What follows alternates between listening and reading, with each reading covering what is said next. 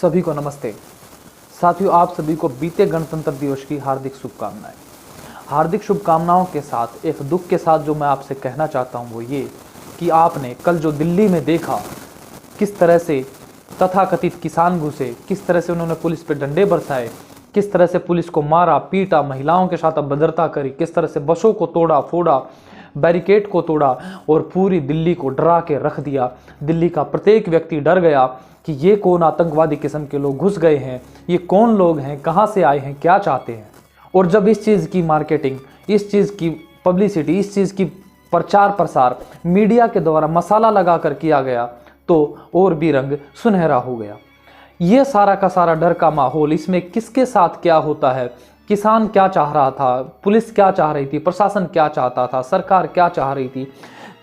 और ये पहली बार इतिहास में, भारत के इतिहास में ऐसा हुआ है कि गणतंत्र दिवस के दिन, अर्थात जिस समय एक साथ में एक साइड में सेना अपना प्रदर्शन कर रही है अपनी देश की जनता को ये भाव देने के लिए कि आप निश्चिंत रहें, हम आपकी सुरक्षा में बैठे हैं, हमारे होते हुए आपको कोई दुख कष्ट, कोई कुछ आपके ऊपर कोई संकट नहीं आ सकता है। वहीं दूसरी ओर उन्हीं लोगों को डराने का काम किया उन किसानों ने। ऐसा हमने मीडिया में देखा, अखबारों में पढ़ा, और आज सुबह सुबह हमने अखबारों में पढ़ा होगा और बहुत विस्तार से हमने इन चीज़ों को देखा है। और बहुत सारे यूट्यूब चैनलों पे, न्यूज़ चैनलों पे, अखबार में, प्रिंट मीडिया, लाइव वगैरह बहुत कुछ अभी तक आप देख चुके होंगे और सबका अपना एक माइंडसेट बन गया होगा। कई कंफ्यूज हो गए होंगे, इसमें गलती किसकी? किसान गलत, प्रशासन गलत, सरकार गलत, क्या गलत? बहुत सारे लोग कंफ्यूज भी होंगे। तो जिन लोगों का अपना दृष्टिकोण बन गया है, जिन लोगों का भी कंफ्यूजन है, कोई भी किसी तरह का भी किसी प्रकार का संशय है, तो आज उन संशय को दूर करने के लिए और जिसने जहां जहां माइंडसेट बना रखा उसको माइंडसेट को भी खोलने के लिए मैं आज आपके सामने आज एक सबसे बड़ा विश्लेषण, अभी तक किसान आंदोलन के ऊपर मैंने एक वीडियो नहीं बनाया था, एक भी वीडियो नहीं बनाया था, परंतु ये पहला वीडियो बना रहा हूं। उसमें एक ऐसा विश्लेषण मैं आप सभी को दूंगा, आपको समझ में आएगा, दूध का दूध पानी का पानी होगा कि गलती किसकी। जो दिल्ली में जो कल हुआ उसमें गलती किसकी, प्रशासन कितना गलत था, सरकार कितनी गलत थी, किसान कितने गलत थे, कौन किसान नहीं, कौन खालिस्तानी, कौन, वो सारा का सारा विवरण, सारा का सारा पूरा विस्तार से पूरा घटनाक्रम आपको मैं आज समझाने वाला हूं। तो दोस्तों, समय व्यर्थ न करते इस रोचक वीडियो के साथ बने रहना, और वीडियो में आगे बढ़े उससे पहले आज वीडियो को आप लाइक कर लेना, शेयर कर लेना, चैनल को सब्सक्राइब जरूर कर लेना। तो दोस्तों चलिए शुरू करते हैं। सबसे पहली बात साथियों, अभी तक मैंने आज तक कोई भी मेरे वीडियोस में किसी भी वीडियो को पॉइंटों में मैंने नहीं बताया है, परंतु ये पहला वीडियो ऐसा होने वाला है जिसमें मैं अपनी बात को पॉइंटों में बताने वाला हूं। और एक एक पॉइंट में मैं दोनों पहलू बताऊंगा, एक सरकार पक्ष का, मीडिया पक्ष का, और एक वो पहलू जो किसान पक्ष का है, जो किसान जो कह रहे हैं कि हमारा दिखाई नहीं गई, हमारी बात सुनी नहीं गई। उन दोनों पक्षों को जानने के बाद आप निर्णय करना कि कौन सही है, कौन गलत है। और हो सकता है वीडियो थोड़ा लंबा बने क्योंकि पॉइंट थोड़े डीप से मैं समझाने का प्रयास करूंगा, तो अपना स्नेह बनाते हुए वीडियो पूरा देखना। पॉइंट नंबर 1, सबसे पहले 26 तारीख का दिन तय होता है, किसान प्रोटेस्ट करना शुरू करते हैं। किसानों के उस प्रोटेस्ट करने के लिए उनको 35 शर्तें दी जाती हैं कि आप इन शर्तों में रहकर ही अपना पूरा जो प्रोटेस्ट है कि ट्रैक्टर प्रोटेस्ट करने वाले हैं। और ये ट्रैक्टर प्रोटेस्ट भारत के इतिहास में दूसरी बार हुआ है, पहली बार शांतिपूर्ण ढंग से हुआ, इस बार शांतिपूर्ण ढंग से नहीं हुआ, भयंकर रूप से दिल्ली डर गई थी। अब पहली शर्त ये थी कि अब 35 शर्तों को मानकर चलोगे। अब उस शर्त में जो 35 शर्तें थी उसमें शर्तों में ये था कि किसान जो प्रोटेस्ट करेंगे उसमें आप आउटर रिंग रोड पर प्रोटेस्ट करेंगे। अब दिल्ली जो शहर है, दिल्ली जो राजधानी है भारत की, इस राजधानी में 2 रिंग रोड है, एक इनर रिंग रोड, एक outer ring road. Outer ring road पर परमिशन करने की अनुमति मिली थी, जबकि किसान पहले दिन से ये कह रहा था कि हमें इनर रिंग रोड पर प्रोटेस्ट करने की अनुमति मिलनी चाहिए। अब इनर रिंग रोड पे क्यों? क्योंकि अब एक छोटा सा चीज समझो, कोई भी गांव है, उस गांव में दो रिंग रोड है, एक आउटर रिंग रोड है, एक इनर रिंग रोड है। अब इनर रिंग रोड के भी अंदर में शहर रहता है, गांव के लोग रहते हैं। अब उन गांव के लोगों को ज्यादा से ज्यादा अगर कुछ पता होता है तो इनर रिंग रोड का पता होता है, कौन आ रहा है, कौन जा रहा है। आउटर रिंग रोड का तो उनको पता ही नहीं होता, क्योंकि दूसरे गांव के लोग, दूसरे आसपास के गांव के लोग उस आउटर रिंग रोड से गुजरते हैं। अब किसान यही कहना चाह रहे थे कि अगर हम आउटर रिंग रोड पर प्रोटेस्ट करेंगे तो हमारी बात हम दिल्ली तक, दिल्ली वासियों तक, अपनी राजधानी तक, अपने देश की जान तक, अपने देश की दिल तक कैसे पहुंचाएंगे। इसलिए कृपया करके हमें इनर रिंग रोड की परमिशन दी जाए। परमिशन नहीं मिली, तो किसानों ने आउटर रिंग रोड पे प्रोटेस्ट करना शुरू किया। दूसरा पॉइंट ये कि किसानों को जो प्रोटेस्ट करने के लिए जो जगह मिली थी वो सारे के सारे जो दिल्ली के बॉर्डर हैं, चाहे सिंधु बॉर्डर है, टीकरी बॉर्डर हो, चाहे वल्लभगढ़ का बॉर्डर हो, चाहे मानेसर का बॉर्डरों पर मिली थी। उसमें भी कुछ किलोमीटर का दायरा था जिसमें किसान अपना घूम कर वापस आ जाएंगे, ये था, ठीक है। पर दूसरी ओर जब किसानों का मानना है, क्योंकि सरकार चाहती थी कि किसान दिल्ली में प्रवेश न करे, इसलिए बैरिकेड लगाए गए। पर यहां जो चीज जो किसान बता रहे हैं, एक अंदर से जो चीज निकल कर आई, जो मीडिया कोई नहीं बताना चाह रहा, वो ये कि उदाहरण के लिए जैसे बवाना की घटना सामने आई है। बवाना में ये क्या है कि जैसे पूर्व दिशा में दिल्ली है और दक्षिण दिशा में वहां से मुड़ना था, तो बैरिकेड जो लगाए गए पूर्व दिशा में न लगा के दक्षिण में लगा दिए गए ताकि किसान सीधा दिल्ली के अंदर घुस जाए। जब किसान दिल्ली के अंदर घुसता है तो थोड़ी देर बाद जब 10, 20, 50 किसान घुस जाते हैं तो उसके बाद बैरिकेड बदल दिए जाते हैं। अब किसानों के मन में क्या, वो चले गए तो हम क्यों नहीं गए, विवाद शुरू हो गया। और विवाद शुरू हुआ तो बैरिकेड टूटने शुरू हो गए। यह भी एक घटना हुई, यह चीज आपको नहीं बताएगी। तीसरा पॉइंट ये कि किसानों को जो प्रोटेस्ट था उस प्रोटेस्ट करने के लिए समय मिला था दोपहर 12 बजे से लेकर शाम के 5 बजे तक। पर यह मीडिया बार बार हमें दबा कर बहुत पका दिया, उन्होंने दिखा कर किसानों ने प्रोटेस्ट 8 बजे शुरू कर दिया, समय से पहले शुरू कर दिया, तो किसान नहीं थे, ये नहीं थे, वो नहीं थे। किसानों का पक्ष क्या है, अब मैं आपसे किसानों का पक्ष बताऊं उससे पहले मैं आपको अपना एक पक्ष बताना चाहता हूं। आप समझिए, हमारे देश में 1857 की क्रांति हुई। 1857 की क्रांति फेल हो जाती है। कारण क्या था कि 1857 की क्रांति समय से पहले शुरू हो गई। जो तय सीमा थी, जो तय दिन था, उससे पहले ही क्रांति शुरू कर देता है मंगल पांडे। और मंगल पांडे क्यों शुरू कर देते, मंगल पांडे की गलती भी नहीं कहना चाहूंगा, क्योंकि उस समय जो सब में भरा हुआ था, सब चाहते थे अंग्रेजों से मुक्ति, और इसलिए मंगल पांडे ने वह जाने अनजाने में उनसे भूल हो गई, वह रुक नहीं पाए और क्रांति शुरू हो गई। परिणाम क्या हुआ कि सारा का सारा 100 वर्ष की गुलामी और हमें झेलनी पड़ी। ये क्यों हो पाया मंगल पांडे के साथ, ये इसलिए हो पाया, ये 1857 की क्रांति एक साथ क्यों नहीं हो पाई, क्योंकि जब आंदोलन बहुत बड़ा होता है, विकराल होता है, हजारों लाखों लोग एक साथ जुड़े होते हैं, तो उनको एक विचार पर लाना बहुत असंभव जैसा कार्य होता है। और आज के जो बेचारे अनपढ़ किसान हैं, जो कभी दिल्ली नहीं आए, कोई पंजाब से उठ के आया, कभी हरियाणा उठ के आया, बेचारे भाषण सुन सुन के बड़े कंफ्यूज हो गए, और वह बेचारे सुबह 8 बजे शुरू हो गए, पता ही नहीं चला उनको। कुछ लोगों ने उनको बरगला दिया, कुछ लोगों ने उनको बहका दिया, फुसला दिया, और यही कारण रहा कि वह प्रोटेस्ट 12 बजे की बजाय 8 बजे उन्होंने शुरू किया। गाइडलाइन कितने लोगों तक पहुंची होंगी, कुछ लोगों तक। पांचवा पॉइंट, इस पांचवें पॉइंट में बार बार आप सब लोगों को मीडिया में, खबरों में, न्यूज में, अखबारों में, NDTV, ABP, आज तक सारे के सारे न्यूज चैनल उनको खालिस्तानी कह रहे हैं, उनको ये कह रहे हैं, वो कह रहे हैं, बहुत कुछ पता नहीं क्या क्या नाम दे रहे हैं। कोई वामपंथी कह रहा है, कोई कम्युनिस्ट कह रहा है, कोई कुछ कह रहा है। और जो यूट्यूब चैनल वाले, उनके तो कहने ही क्या, वो तो नेक्स्ट लेवल की बात कर रहे हैं, उनके तो कुछ कहना ही नहीं चाहिए, उनके तो अपना अपना एक अलग से दृष्टिकोण है। पर मैं यहाँ एक बात बताना चाहता हूँ, आप एक बात बताओ, क्या आप सब लोग जानते हैं कि आज किसी भी पार्टी में, बीजेपी हो, इनेलो हो, कांग्रेस हो, सपा हो, बसपा हो, कोई भी पार्टी हो, सब पार्टी के पास अपने गुंडे होते हैं, सब पार्टी के पास अपने नेता हो, सब पार्टी के पास अपने प्रवक्ता होते हैं, सब पार्टी के पास अपने प्रोटेस्टर होते हैं, सब कुछ होता है, IT सेल होती है, सब कुछ होता है। तो बीजेपी के पास या सरकार के पास, मौजूदा सरकार जिस पार्टी की है, उस सरकार के पास क्या अपने दिखावटी किसान नहीं होंगे? क्या सोच रहे हो? निश्चित तौर पर होंगे। अब वो दिखावटी किसान के पक्ष की बात करेंगे, सरकार के पक्ष की बात करेंगे? स्वाभाविक है सरकार के पक्ष की बात करेंगे, क्योंकि उस पार्टी के किसान हैं, दिखावटी किसान है। और दिखावटी किसान क्या चाहेगा जो सरकार चाहेगी? सरकार क्या चाहती? किसान आंदोलन फेल हो। अब किसानों का दृष्टिकोण क्या कि इतने बड़े आंदोलन में जहां हजारों जगह पर लोग बैठे हों, हजारों संख्या में लोग बैठे हों, अलग अलग जगह पर हजारों संख्या में लोग बैठे हों, उसमें विरोधी तत्व घुसना तय है, रोक नहीं सकते। बेचारे उन भोले भाले अनपढ़ किसानों के पास ऐसा कोई प्रोटोकॉल नहीं, ऐसा कोई नियम नहीं, कोई ऐसा ढंग नहीं, कोई तरीका नहीं कि ऐसे लोगों को कोई फिल्टर कर सके। ना उनके पास कोई आई रेटिना है, ना कुछ और है। किस तरह से उनको फिल्टर करें कि यह व्यक्ति हमारे साथ उठता बैठता, बात हमारी करता, परंतु हमारी तोड़ने के लिए हमारे पर रणनीति बनाता है? कैसे पहचानेंगे उसको? कोई तरीका नहीं। ऐसे लोग उस प्रोटेस्ट में भी घुसे, और इसी का परिणाम यह हुआ कि यह आंदोलन इतना विकराल रूप भी ले जाता है। छठा पॉइंट जब ये कि आप बार बार जब किसानों को ये बैरिकेड तोड़ने वाला, ट्रैक्टर से बैरिकेड तोड़ने वाला एक वीडियो बार बार दिखाया जा रहा कि ये देखिए किसान आया, कैमरे से देखिए, ये ट्रैक्टर मारा और ट्रैक्टर मारते पलट गया, ये हो गया, इस तरह से बहुत कुछ दिखाया गया। किसानों का दृष्टिकोण। यहां पर एक चीज समझनी होगी कि आप जाने जो लोग इस तरह के जो विचारधारा थे, जो इस पूरे प्रोटेस्ट को फेल करना चाहते थे, आप मुझे एक बात समझाओ, अगर कोई विरोधी तत्व इस प्रोटेस्ट में था तो उस विरोधी तत्व का उस प्रोटेस्ट में होना कब सफल होगा? जब वह अपने ढंग से प्रोटेस्ट को बदल दे। और किसान बार बार क्या कह रहे थे, लोकां दे पुੱਤ मरवाउणा साडा कतई कोई काम नहीं, फिर कोई लीडरी नहीं।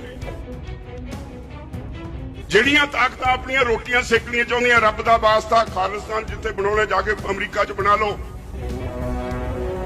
ਇੱਥੇ ਆ ਕੇ ਸਾਡਾ ਅੰਦੋਲਨ ਕਿਸਾਨਾਂ ਦਾ ਅੰਦੋਲਨ ਕਿਸਾਨਾਂ ਦੇ ਹੀ ਰਹਿਣ ਦਿਓ। ਕਿਹਨੇ ਕਿਹਾ ਤੁਹਾਨੂੰ ਵੀ ਤੁਸੀਂ ਬੈਰੀਕੇਡ ਤੋੜਨ ਲਈ ਅੱਗੇ ਜੁਗਾੜ ਫਿੱਟ ਕਰਨ ਲੱਗ ਜਾਓ ਟਰੈਕਟਰਾਂ ਦੇ? ਕਿਹਨੇ ਕਿਹਾ?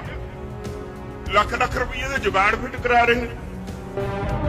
26 ਜਨਵਰੀ ਦੇ ਪ੍ਰੋਗਰਾਮ ਨੂੰ ਸਾਡੇ ਜਿਹੜੇ ਵਿਰੋਧੀ ਨੇ ਉਹਨਾਂ ਨੇ ਇਸ ਤਰ੍ਹਾਂ ਪ੍ਰਚਾਰ ਦਿੱਤਾ ਜਿਵੇਂ ਇਹ ਇੱਕ ਦੇਸ਼ ਦੇ ਉੱਤੇ ਹਮਲਾ ਕਰਨ ਵਾਲਾ ਪ੍ਰੋਗਰਾਮ ਹੋਵੇ। ਬਈ ਲਾਲ ਕਿਲੇ ਤੇ ਝੰਡਾ ਚੜਾਉਣਾ, ਭਲੇ ਮਾਨਸੋ ਬਗਾਵਤ ਕਰਨ ਆਏ ਅਸੀਂ ਇੱਥੇ, ਅਸੀਂ ਅੰਦੋਲਨ ਕਰਨ ਆਏ ਆ, ਅਸੀਂ ਕੋਈ ਪੋਲੀਟੀਕਲ ਪਾਰਟੀ ਨਹੀਂ। ਭਾਈ ਜੀ ਅਸੀਂ ਪਾਰਲੀਮੈਂਟ ਤੇ ਕਬਜ਼ਾ ਕਰ ਲੈਣੇ। ਅਸੀਂ ਕੱਲ ਉਹਨੂੰ ਪੁੱਛਿਆ ਬਈ ਸਾਨੂੰ ਤਾਂ ਦੱਸ ਦੇ ਕਿਹੜੀ ਮੀਟਿੰਗ 'ਚ ਫੈਸਲਾ ਹੋਇਆ ਤੂੰ ਪਾਰਲੀਮੈਂਟ ਤੇ ਕਬਜ਼ਾ ਕਰਨ ਜਾਣਾ? ਸਾਨੂੰ ਤਾਂ ਦੱਸ ਦਿਓ ਜਿਹੜੇ ਲਾਲ ਕਿਲੇ ਤੇ ਝੰਡਾ ਲਾਉਣ ਵਾਲੇ ਨੇ। ਅਸੀਂ ਕਿਸੇ ਦਾ ਟਰੈਕਟਰ ਨਹੀਂ ਬਣਾਉਣਾ, ਅਸੀਂ ਕਿਸੇ ਦਾ ਪੁੱਤ ਨਹੀਂ ਮਰਵਾਉਣਾ। ਸਾਨੂੰ ਤੁਸੀਂ ਸਾਰੇ ਸਾਡੇ ਆਪਣੇ ਧੀਆਂ ਪੁੱਤਰ ਹੋ, ਸਾਨੂੰ ਤੁਹਾਡੀ ਬਹੁਤ ਚਿੰਤਾ ਹੈ। ਅਸੀਂ ਨਹੀਂ ਤਿਆਰ ਕਿਸੇ ਦੀ ਕੀਮਤ ਤੇ, ਕੋਈ ਮੈਨੂੰ ਚੰਗਾ ਕਹੇ ਮਾੜਾ ਕਹੇ। ਇਹ ਅੰਦੋਲਨ ਸ਼ਾਂਤਮਈ ਰਹੇ, शांतमयी है, शांतमयी रहेगा।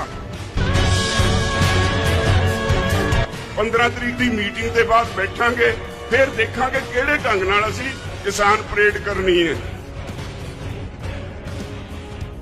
आज परंतु क्या विरोधी इस चीज को चाहते थे? क्या बिल्कुल नहीं चाहते थे। वो क्या चाहते थे? कुछ भी करके बवाल हो, हिंसा हो, आगजनी हो, ताकि इस प्रोटेस्ट को फेल किया जाए, क्योंकि वो प्रायोजित ढंग से इसमें घुसे हुए थे। अब उन्होंने क्या किया, जब मार्च शुरू हुआ तो उन्होंने इसकी अगुवाई शुरू करी। अगुवाई शुरू, जैसे पुलिस का बैरिकेड लगा हुआ है, अब उनके जो विरोधी तत्व किस्म के लोग थे, आपने खबर एक बार बार देखी होगी कि यह खबर बार बार प्रचारित की जा रही थी, जो भी निशान साहिब करेंगे अर्थात खालिस्तानी कोई झंडा उसमें कोई फहराएगा, लाल किले पर, इंडिया गेट पे फहराएगा, उसको 2 करोड़ का इनाम। अब ऐसी खबरें भी आपने सभी ने देखी। तो इस तरह की खबरों को जो विरोधी तत्व थे उन्होंने बैरिकेड के पास जाकर बैरिकेड तोड़ना शुरू किया। अब अगर बैरिकेड तोड़ते हैं तो मीडिया की नजर में सब किसान हैं, मीडिया की नजर में सब किसान हैं, वहां जो बैठा हर व्यक्ति किसान है, जबकि ऐसा नहीं था।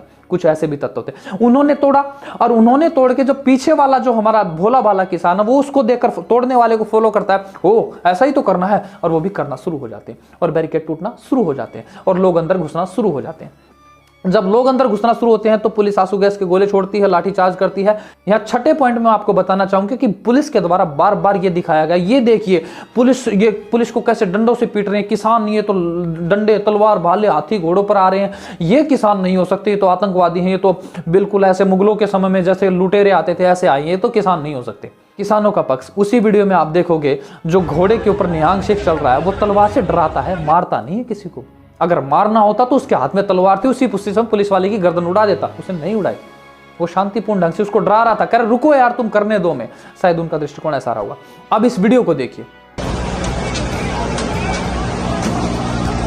क्या ये वीडियो आपने कभी भी कहीं पर भी देखा? क्या नहीं देखा ना।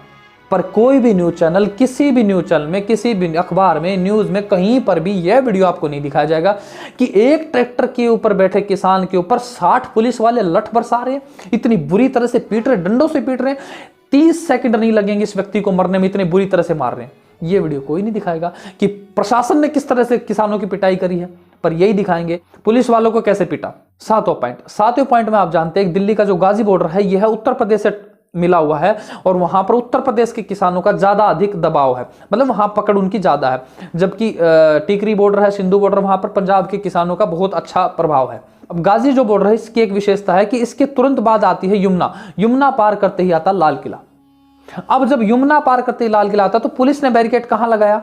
यमुना से पहले मतलब वहां जैसे 12 किलोमीटर का जो रास्ता दिया, बैरिकेड यहां लगना चाहिए था, पुलिस ने बैरिकेड यहां लगा दिया, ठीक है, बैरिकेड यहां लगा, परंतु वो विरोधी किस्म के तत्व जिनका उद्देश्य यह था इस प्रोटेस्ट को फेल करना, इन्होंने बैरिकेड तोड़ा और सीधे जा पहुंचे लाल किला में। लाल किला पहुंच गए। लाल किले में क्या होता है उसके अगले पॉइंट में हम बात करेंगे। और आपको बार बार यही बताया जा रहा है कि लाल किले में देखो ये प्रदर्शनकारी नहीं, आतंकवादी घुस गए, ये हो गया, कब्जा कर लिया, ये हो गया, जबकि मैं आपको बताऊं जिस गाजी बॉर्डर पर यहाँ यूपी के लोगों का, उत्तर प्रदेश के किसानों का सबसे ज्यादा प्रभाव था, वहां पर कुछ सिखों के द्वारा, जो सिख भी नहीं कहना चाहिए, सिख तो बहुत बहुत क्षेत्रीय कौम होती है, बहुत शुद्ध आदमी होता है, उनके द्वारा नहीं, कुछ तथाकथित जो लोग इस प्रोटेस्ट को फेल करने चाहते थे उनके द्वारा ही बैरिकेड तोड़ा गया। टीकरी बॉर्डर से कोई भी सिख वहां नहीं पहुंच पाया, अन्य किसी बॉर्डर से कोई नहीं पहुंचा, सिर्फ गाजी बॉर्डर से ही पहुंचा क्योंकि वह बहुत सबसे नजदीक था। अब पहुंचते हैं सीधा लाल किला में। लाल किला में क्या होता है, जो उसके ऊपर झंडा फहराया गया, बार बार यह बताया गया तिरंगे का अपमान, तिरंगे का अपमान, ये अपमान, वो अपमान। अरे भाई, तिरंगा तो अपनी जगह पे लहरा रहा था, तिरंगे का कहां अपमान। हाँ, निश्चित तौर पर मैं इसको गलत मानता हूं कि उन्होंने इस तरह से पोल के ऊपर चढ़कर झंडा फहराया, ठीक है, पर यहां एक बात और, यह पुलिस यहां मैं प्रशासन के साथ कह रहा हूं कि हाँ इन्होंने गलती की है, बहुत मेजर गलती करी है। इस तरह से अपनी ऐतिहासिक इमारत में इस तरह से नहीं घुसना चाहिए था, क्षति पहुंच सकती थी और भी कुछ हो सकता था, वो उन्होंने बहुत भयंकर गलती करी, उनको दंड मिलना चाहिए। दूसरी तरफ किसानों का पक्ष हम देखें या दूसरे एंगल से सोच के देखें तो भारत की जो सेना है, उस सेना में भी, सिख रेजिमेंट में भी ये झंडा फहराया जाता है। जिस झंडे को खालिस्तानी झंडा कहा जा रहा है, ये खालिस्तानी झंडा नहीं, क्योंकि खालिस्तानी झंडे का रंग पीला होता है और ये केसरिया झंडा है, केसरिया निशान साहिब का झंडा होता है। और निशान साहिब का झंडा जब फहराया जाता है, जहां पर जिस तरह की जैसे कोई फतेह हो जाती है, या जब हमारी सिख रेजिमेंट भी बहुत बार अपना ये झंडा फहराती है, ये झंडा फहराएगा, साथ में किसान यूनियन का झंडा फहराएगा, जिसको मैं मानता हूं ये गलत था। परंतु इसमें एक चीज और देखेंगे, जब ये झंडा फहराया गया तो वो जो चढ़ने वाला व्यक्ति था, जो चढ़ रहा था, उसको इस वीडियो में देखिए। देखो, इसको सबसे पहले तिरंगा दिया गया, इसने तिरंगा न लेकर इसने नीले वाला झंडा लेकर चलता है, परंतु नीले वाला फहराया नहीं जाता। नीले वाला झंडा निहंग सिखों का झंडा होता है, जिसको नहीं फहराया गया, सबके लिए एक वैसा झंडा फहराया गया, जिसको मैं गलत मानता हूं। 8वें पॉइंट की तरफ बढ़ते हैं। 8वें पॉइंट में ये सबसे बड़ा पॉइंट है जो अभी तक कोई नहीं बता रहा, और वो पॉइंट ये कि बार बार पुलिस के द्वारा ये बताया गया, ये देखिए तेज चलाता हुआ ट्रैक्टर आता है, बैरिकेड के लगता है, टकरा जाता, पलट जाता है, किसान की, एक किसान की मृत्यु हो जाती है। परंतु ये दूसरी बात इस वीडियो में देखिए।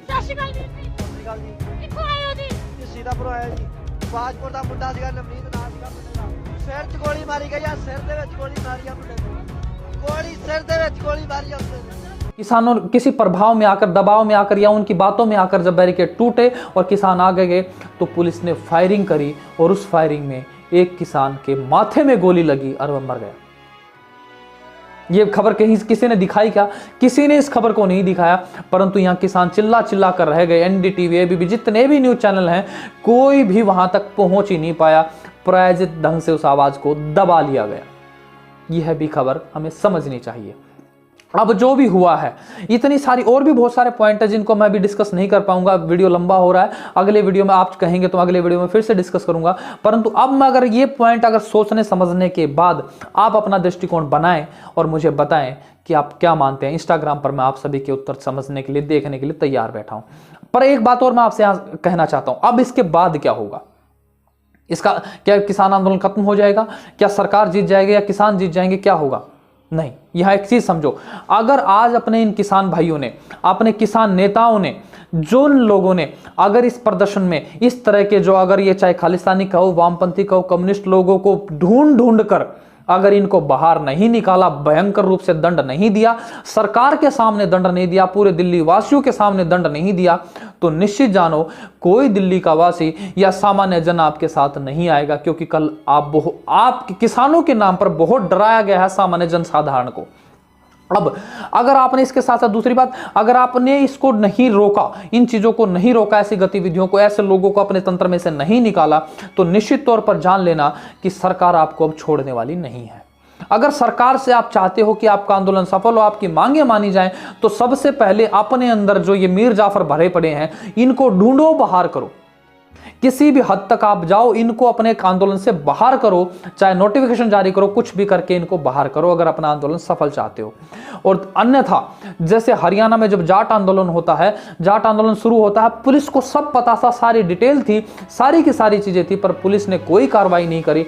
पर जब उस जाट आंदोलन में कुछ विरोधी तत्व घुसे और पूरे हरियाणा को जलाना शुरू किया, तब पुलिस ने फायरिंग शुरू कर दी और नाम आ गया जाटों का।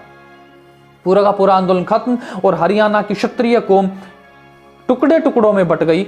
और जो क्षत्रिय, ऐसा काम हो गया कि आज उस हरियाणा में उस कौम को कोई पसंद नहीं करता है। सामान्य जनसाधारण में ऐसी भावना बना दी गई।